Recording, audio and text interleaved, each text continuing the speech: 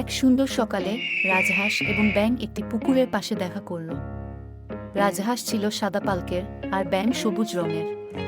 তারা অনেক দিন ধরেই একে অপরকে দেখছে, কিন্তু আজ প্রথমবার কথা বলল।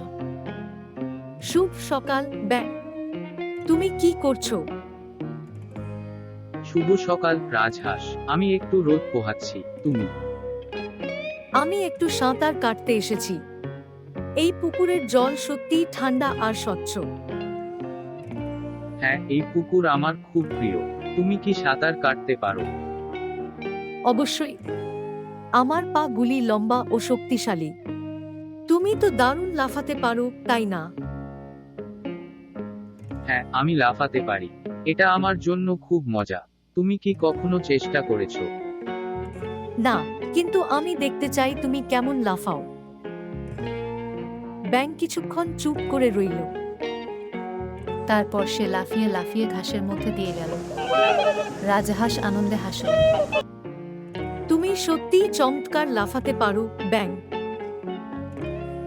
ধন্যবাদ রাজহাঁস, তুমি খুব সুন্দর সাঁতার কাটো।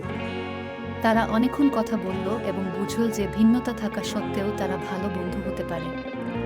সেই দিন থেকে রাজহাঁস ও ব্যাঙ প্রায় পুকুরে দেখা করত এবং একে অপরের সাথে সময় কাটাত।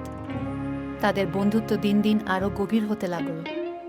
বন্ধুরা, মজার মজার গল্প শুনতে চ্যানেলটি সাবস্ক্রাইব করে ফেলো এখনই।